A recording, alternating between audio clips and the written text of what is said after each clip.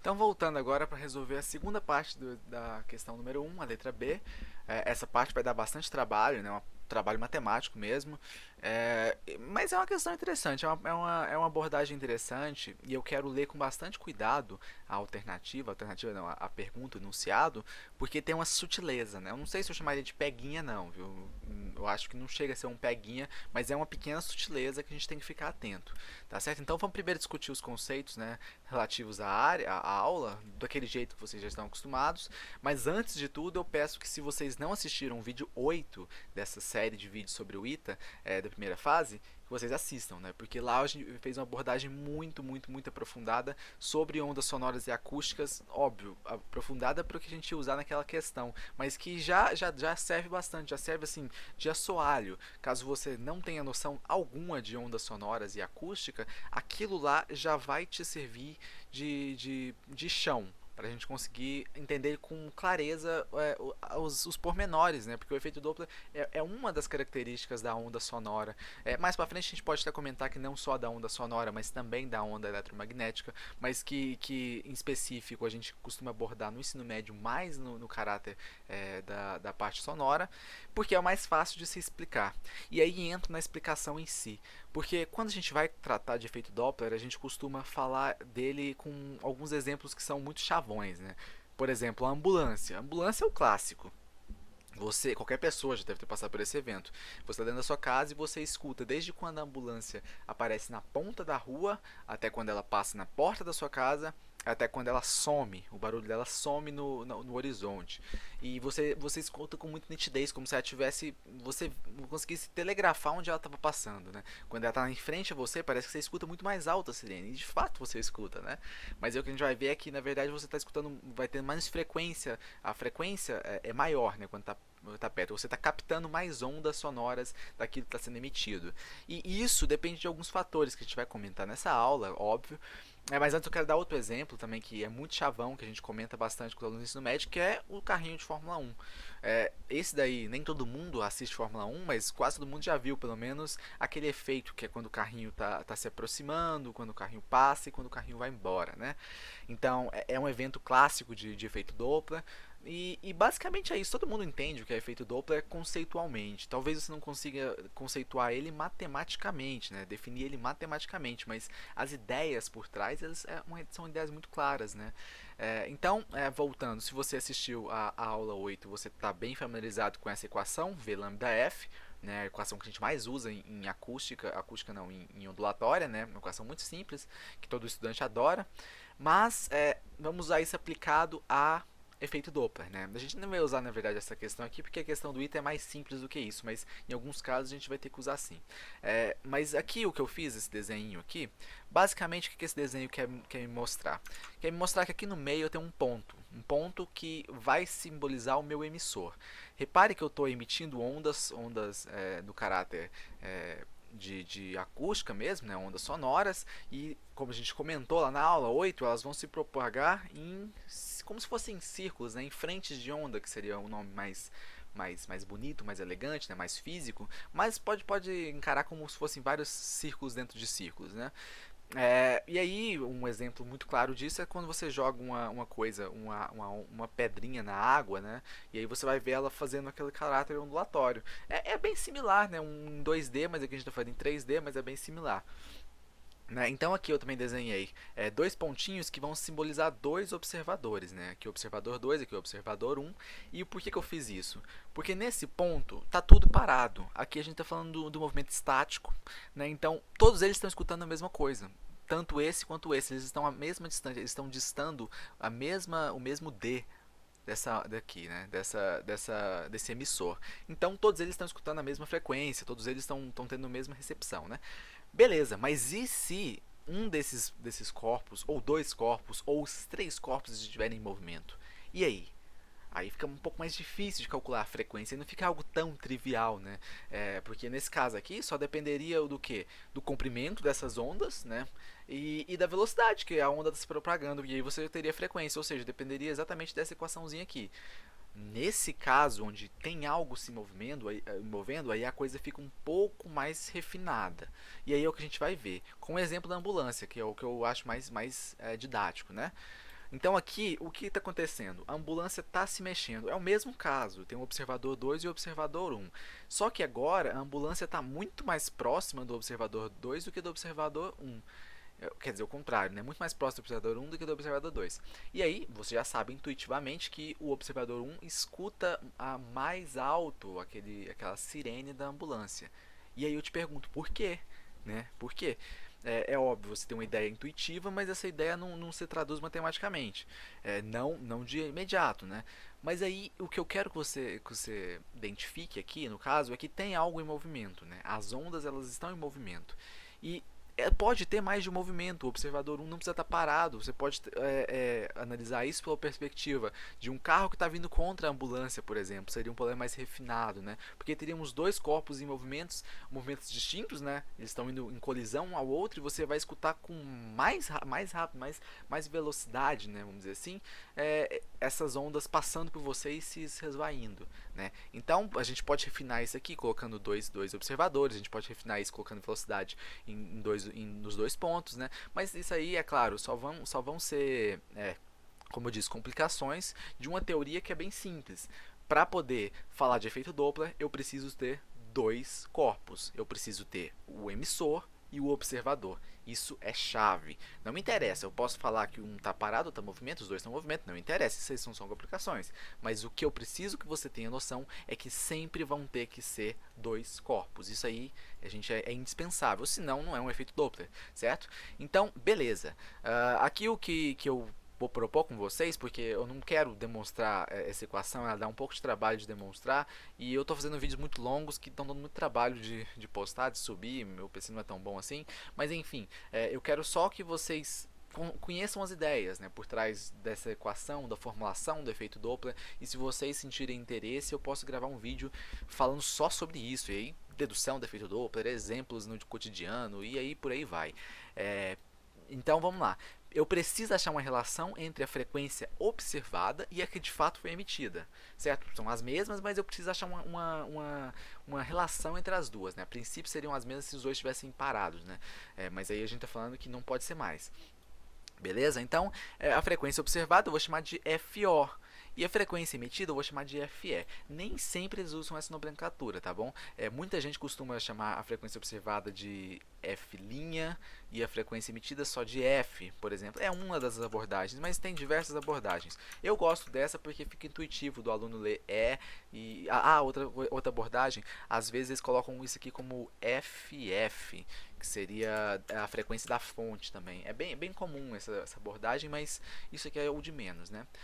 Temos essas duas e a gente sabe também que ele depende de algumas propriedades de velocidade, né? Que eu não te disse, pode estar parado ou não, mas tem que ter, né? Então, a primeira delas, a velocidade do som no meio. Isso daí pode variar, óbvio que pode variar. A gente tem uma noção do quanto que é a velocidade do som no vácuo, mas isso aí pode mudar a depender do clima, do clima não, da condição atmosférica, enfim, pode depender se eu estou falando de dentro da água, de um recipiente com água, se eu estou falando dentro de um recipiente com vácuo, então depende bastante a velocidade do som, mas é sempre em relação ao meio, né? Então eu chamei ela aqui de V. A velocidade da fonte, né? E é a velocidade de fato que a fonte está se movendo. Isso aqui de fato é a velocidade que você calcula lá com as leis da cinemática, né? E a velocidade do observador, óbvio, que também aqui nem sempre é um observador no caso, né? Se ele estiver em movimento, nem sempre ele é um observador. Mas no caso, a gente precisa tratar o que está observando a outra que está chegando. Sempre tem que ter um observando a que está sendo emitida.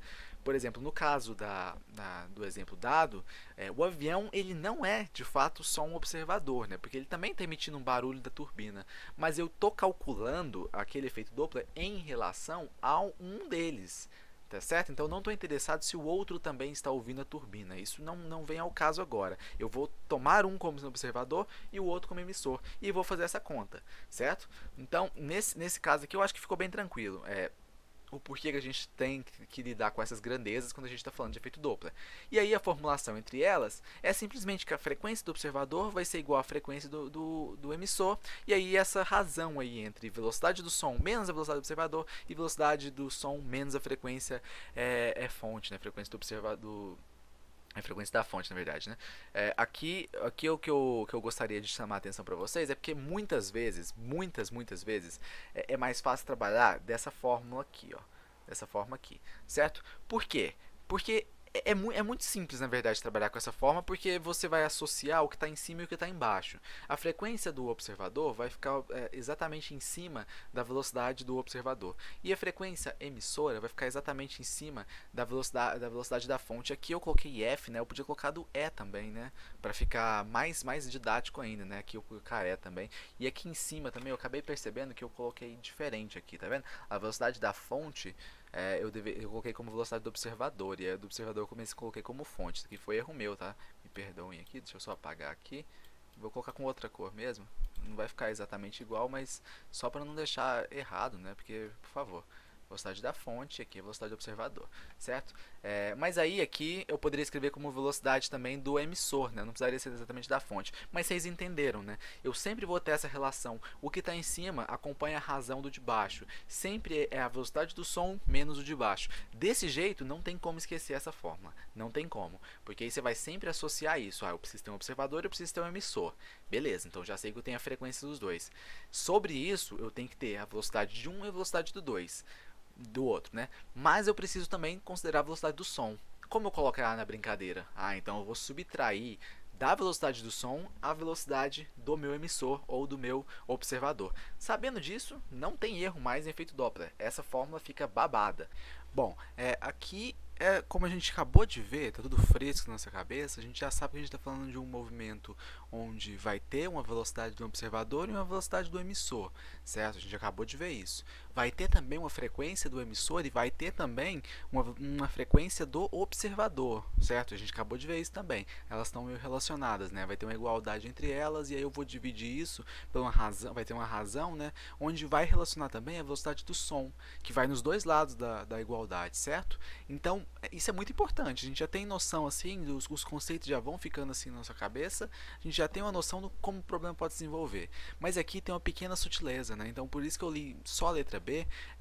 Basicamente o que está dizendo no enunciado, eu aconselho vocês a pausar, ler tudo e tentar fazer, mas o que está dizendo é o seguinte, então, dizendo de novo, né? Os aviões a gente já sabe que eles estão distantes de 100 metros um do outro, né? Então esse ponto aqui está distante de 100 metros desse ponto aqui, certo? Aqui é a grande sutileza. Você não pode simplesmente jogar aqui as equações do efeito Doppler aqui, da posição A com a posição B.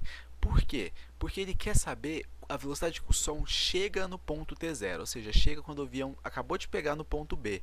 Só que para poder, o som não é imediato, nem a luz é imediata, né? Então, quando o som chega em B, ele já saiu há bastante tempo. Então essa é a grande sutileza. Há bastante tempo é um exagero, né? Mas ela já saiu há algum tempo. Ele não é instantâneo. Então o que a gente tem que fazer aqui? A gente tem que encontrar, primeira coisa, encontrar o tempo que ele levou para sair do ponto que ele saiu até chegar. Por quê? Porque a gente chegando, achando esse tempo, a gente vai conseguir achar uma relação para a velocidade. E aí, encontrando a velocidade do observador e a velocidade do emissor, aí é só jogar na lei de Doppler. Aí é só jogar no efeito Doppler e aí acabou. Aí sim o exercício fica muito simples, muito trivial, só fazer contas de matemática. Então vamos tentar aqui extrair primeiro o que o exercício deu de novo, né? Porque o antigo a gente já fez na questão número 1. A velocidade do som, então, aqui, eu vou chamar só de V, eu vou chamar de VS não. A velocidade do som vale 300 metros por segundo, de novo, de interessante, novo aqui, né? E a frequência, essa é a frequência do quê? A frequência característica, a frequência emissora. A frequência emissora vale 1000 Hz. Então, isso daqui é o novo que a gente tem, certo? Mas o que a gente já tinha anterior continua valendo, né? Então, a distância principalmente, a distância, a velocidade A, velocidade B, isso a gente já tem, se lembra? Valia A na velocidade A, quer dizer, valia 100 na velocidade A e valia, tá até escrito aqui, ó, valia 100 na velocidade A e valia 200 na velocidade B. Vamos direto, que eu estou enrolando demais para começar a equação. E aqui vem a grande sutileza, né? A sutileza que eu tinha falado lá, que era o grande porém da questão. Repare que aqui eu fiz esse desenho que eu falei para vocês, ó. O som saiu um pouco antes, né? Ele saiu um pouco antes para poder chegar no ponto B no instante T0, certo? Então aqui eu fiz o desenho. Aqui você pode perceber que eu fiz o desenho da velocidade A. Fiz aqui também uma velocidade que eu chamei de velocidade E, que é a velocidade do emissor, né? Que é tudo isso que a gente está procurando. A gente está procurando essa velocidade E. E aí eu fiz ela aqui orientada, né? Eu tracei ela até o ponto VB, né? O ponto B. E aqui em B, também eu vou ter a velocidade de VB. Repare que do mesmo jeito que eu tinha um B antes, quando essa turbina saiu, meu B estava lá atrás, né? Então esse B deslocou 200T, né? Eu até escrevi aqui essa relação, 200T, igual esse meu VA também, ele estava distante desse ponto final dele em 100T, certo? Então, beleza. Aqui, essa relação aqui, eu acho que vocês conseguiram entender, né? Eu acho que não tem muito mistério nisso daqui. Beleza, eu tinha o som antes, o som saiu, chegou no ponto. Como é que eu procedo agora daqui? Como é que continua essa questão? Vamos ver, vamos ver. O difícil dessa questão era você conseguir visualizar. Você pegou essa imagem aqui, você conseguiu transformar nesse gráfico aqui. Ó, você já está chegando lá.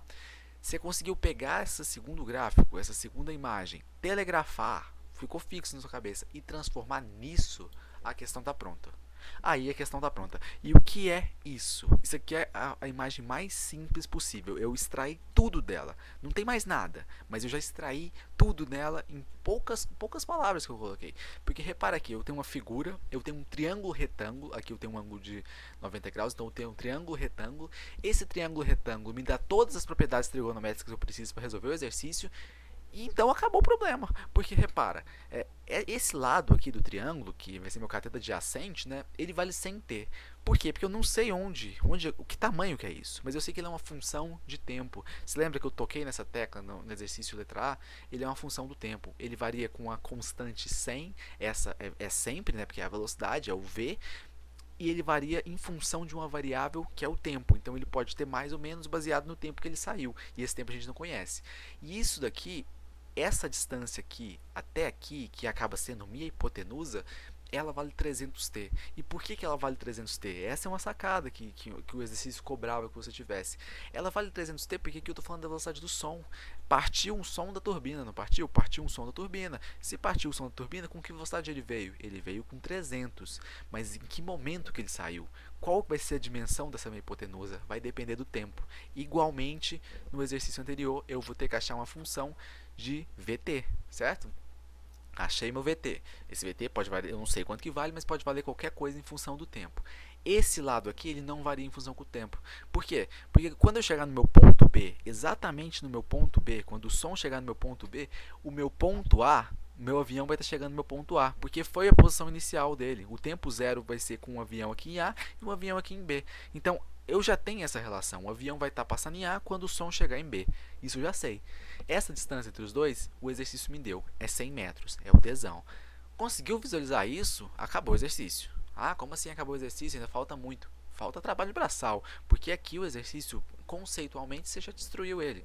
Repare, vamos fazer agora as contas para mostrar que, de fato, já acabou o exercício, tá certo? Vamos primeiro achar o t. E como é que a gente acha o t aqui? Simples, a gente tem todas as relações trigonométricas aqui para resolver o Pitágoras disso daqui, né? Então vamos fazer o Pitágoras, vamos resolver o Pitágoras. Eu tenho que minha hipotenusa vale 300t, certo? Para 300t quadrado. Isso daqui vai ser igual a 100t quadrado mais 100 ao quadrado, certo? Eu vou escrever isso daqui em ordens de grandeza, né, em notações científicas, para poder ficar mais simples de trabalhar. Então eu vou colocar 3 vezes 10 ao quadrado, t, isso daqui elevado ao quadrado, certo? E aqui eu vou escrever como 10 ao quadrado, t, também elevado ao quadrado, certo? Mais 10 ao quadrado, elevado ao quadrado. Fica muito mais fácil trabalhar assim, certo? Então vamos aqui, 9, 10 na quarta, t quadrado é igual a 10 na quarta, t quadrado, mais t quadrado. Repare, t quadrado em todos os lados, em todas as parcelas. Eu posso cortar ele. E aí vai sobrar o quê? 9t quadrado. Esse aqui vai passar para o outro lado, né? Então, menos t quadrado. Isso aqui vai ser igual a 1, né? Porque eu cortei e ficou 1 aqui. Então, beleza. Então, o que eu vou sobrar com 8, né? Passei já subtraindo. 8t quadrado é igual a 1. Isso daqui, então, meu t quadrado. Eu acho que minha câmera deve estar na frente aqui, nesse pedacinho, né? Deixa eu só deixar aqui para vocês conseguirem visualizar melhor.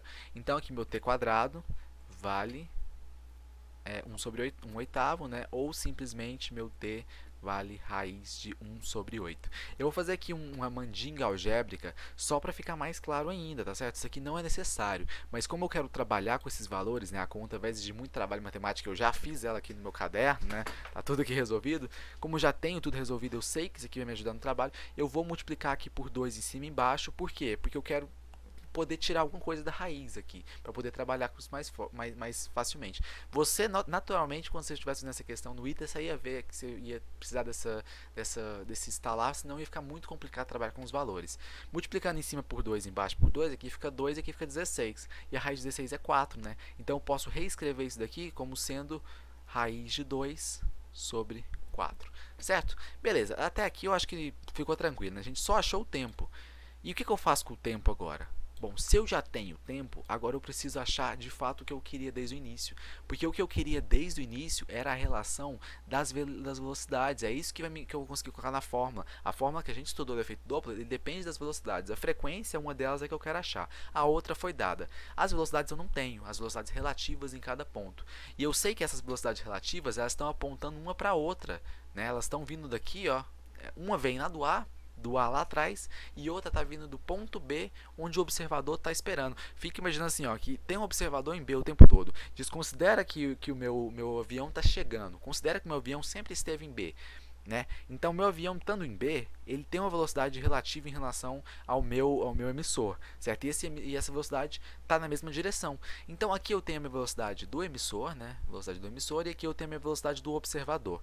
Só que eu estou interessado nelas nas suas respectivas componentes. Eu preciso decompor isso daqui, certo? Se eu decompor isso daqui, eu vou alinhar elas em relação às suas velocidades e aí vai ficar muito trivial, porque a minha velocidade se eu consigo decompor ela, o que eu consigo achar? Minha VE, eu vou decompor ela no meu eixo que corresponde, né? Então eu vou decompor ela no meu eixo X. Decompondo ela no meu eixo X, repare que eu estou com cosseno, né? Se aqui eu estou decompondo em relação ao cosseno, eu tenho V cosseno θ, certo? E aqui no caso, se você fizer uma igualdade aqui trigonométrica, você vai ver que o θ vem para cá, então esse ângulo aqui corresponde a como se fosse um φ, né, que somando esses dois, eles são complementares, somando esses dois vai ter 90 graus, mas então o ângulo θ, no caso, ele é o interno, né, ele na verdade é o ângulo externo, ele não é o ângulo interno. Fazendo essa decomposição aqui, vocês devem estar careca de fazer isso também, isso aqui é o nosso V seno θ. Tranquilo? Beleza, mas qual que é o meu seno e qual que é o meu cosseno aqui? Eu já tenho tempo, mas eu não tenho meu seno e meu cosseno. E aí, como eu consigo proceder com isso? Eu preciso achar essa velocidade. Vamos então fazer mais relações trigonométricas, né? Vamos fazer o cosseno e o seno desse triângulo retângulo. Também existem essas propriedades, né? Então, o cosseno vai ser o quê? Vai ser o cateto adjacente, que é 100t, dividido pelo cateto, pela hipotenusa, perdão, que é 300t. Então, vamos só fazer isso aqui, ó. Meu cosseno θ vale o meu 100t, né? Dividido por meu 300t. Ou seja, vale, se eu cortar tudo isso daqui, né? Vou sobrar com 1/3, né? Cosseno vale 1/3, tranquilinho. Não usei meu tempo, mas agora eu vou usar para poder achar o seno, porque repare, agora eu não vou conseguir cortar o seno. Meu seno vai ser o quê? Vai ser esse carinha aqui, 100, que é meu cateto oposto, dividido pela hipotenusa, que vale 300t. Eu não vou conseguir cortar o t e agora sim eu vou precisar usar o tempo que eu achei na expressão anterior, certo? Então vamos aqui fazer, é tranquilo, né? Achar o seno aqui, seno θ, vale meu cateto oposto, que vale 100, dividido pela minha hipotenusa, que vale 300t. E aí, vou poder cortar tudo isso aqui também, só que não corto o t, né? Então fica 1 sobre 3t. Na verdade, t fica no denominador, né? 1 sobre 3t. E agora eu vou só substituir o raiz de 2 sobre 4. E por que eu já coloquei no raiz de 2 sobre 4? Porque agora eu já posso até jogar o 4 lá em cima, né? Porque ele vai estar no denominador, então vai ficar 3 raiz de 2, certo? Mas aqui eu também quero racionalizar, para poder ficar mais bonito ainda. Sempre que tiver uma raiz embaixo no ITA, procure racionalizar, porque eles gostam de resoluções bem completinhas, tá certo? Então aqui, principalmente na segunda fase, eles dão nota em tudo. Então aqui eu vou passar o raiz de 2 para cima, né? Multiplicando, obviamente, em cima e embaixo por raiz de 2. Eu vou chegar aqui, quando vai ficar 4 raiz de 2, né? 4 raiz de 2, dividido aqui vai ficar 6. Quando eu simplificar isso aqui, eu vou ficar então com 2/3 de raiz de 2. Beleza, esse aqui vale o meu seno θ. Achamos o seno, achamos o cosseno, vamos voltar para essa relação aqui nossa, né? É o que a gente estava procurando desde o início. O que a gente quer é a nossa velocidade do emissor e a velocidade do observador. Tranquilo? Então vamos ali. A velocidade do emissor vale V cosseno θ, né? Então a velocidade do emissor vale V, o V de A que vale, é aquele V na horizontal, né? Valia 100 metros por segundo, está lá em cima. Isso aqui vezes 1/3. Certo? E agora o meu V do observador, ele vale 200, né? Que ele era o meu V na vertical. 200 vezes quanto? Vezes 2/3 raiz de 2, certo? Só copiei o que estava ali em cima. Tenho todos os meus fatores? Tenho, porque o que eu preciso para achar o efeito Doppler? Velocidade do emissor, velocidade do observador, frequência do emissor, que eu já tenho, vale 1000 Hz, frequência do emissor. O que eu estou interessado em achar? A frequência que chega no ponto B, frequência do observador, certo? E a velocidade do som? Tenho? Tenho, vale 300 metros por segundo. Tranquilo? Aqui eu só esqueci de colocar a notação, mas todo mundo está careca de saber também, né? Metros por segundo, metros por segundo. Vamos achar então a frequência do observador e agora é só jogar na formulinha. Agora acabou a graça, né? Agora de fato acabou a graça. Vamos só relembrar, fazer aqui como é que fica a formulinha para você nunca mais esquecer. Se eu tenho então a frequência do emissor, embaixo dele tem que vir o quê? Tem que vir a velocidade do som menos a velocidade do emissor. Se eu tenho aqui a frequência do observador, embaixo dele tem que vir o quê? A velocidade do som menos a velocidade do observador. Acabou, não erra mais. Nunca mais eu errar a questão de efeito Doppler. Certo? Vamos só substituir os valores. A velocidade do emissor, 100 dividido por 3, né? Eu posso colocar assim. Eu vou passar isso aqui para o outro lado, viu? Passar isso aqui para o outro lado. Na verdade é o jeito que eu costumo escrever, mas... Não, na verdade eu vou passar o outro lado, né? Porque eu quero achar do observador, né? Então eu vou deixar o FO desse lado. E vamos fazer então aqui o nosso FE vezes V menos V0, tranquilo? Dividido por V menos V0. Tranquilinho, né? No stress. Nossa frequência aqui vale 1000. Isso daqui vale quanto? Vale 300. Vamos escrever aqui na frente. Deixa eu só passar aqui. Isso aqui vale 1000, né? Vou ter 1000 Hz. 1000. O que vale aqui? Esse pedacinho aqui. Tranquilo também, né? 300, que é a velocidade do som, menos a velocidade do observador. Quanto que era mesmo? Eu nem lembro quanto que era a velocidade do observador. Era 2 raiz de 2 sobre 3. 2 raiz de 2 sobre 3, né? Aqui. 2 raiz de 2 sobre 3. Tranquilo? Agora, dividindo isso aqui eu vou dividir por quanto? Por os mesmos 300, né? 300 também. Só que agora menos 100 dividido por 3, né? Por que é vezes 1/3, né? Que o cosseno vale 1/3. Então, agora aqui, gente, aqui é trabalho braçal e muito trabalho braçal. Eu tenho aqui escrito quanto que vale, quanto que eu achei dessas relações. Na verdade aqui, por que eu coloquei aqui? Eu coloquei aqui como 400, mas na verdade é 300, né? Eu errei na minha conta aqui, mas aqui eu copiei certo, eu acho. Então aqui o que eu vou ter? Eu vou ter... Vamos fazer essa conta aqui bem rapidinho. Ele não falou, mas vocês devem saber que o raiz de 2 normalmente a gente aproxima para 1,4, né? Quando eu fizer 2 vezes 1,4, eu vou achar o que aqui? É que aqui, como eu errei a conta, eu não vou conseguir fazer de cabeça. Mas enfim, abram essa conta aí na casa de vocês. Tenham esse trabalho braçal, já tive uma vez, eu não quero ter outro aqui. Você vai achar a sua frequência do observador, eu garanto para vocês. Ela vai dar algo em torno de 1800, até colocar um aproximado aqui, 1830 Hz. Como eu disse, aqui já tinha acabado a física, aqui era só jogar na formulinha tranquila, só que essas contas vão dar um certo trabalho.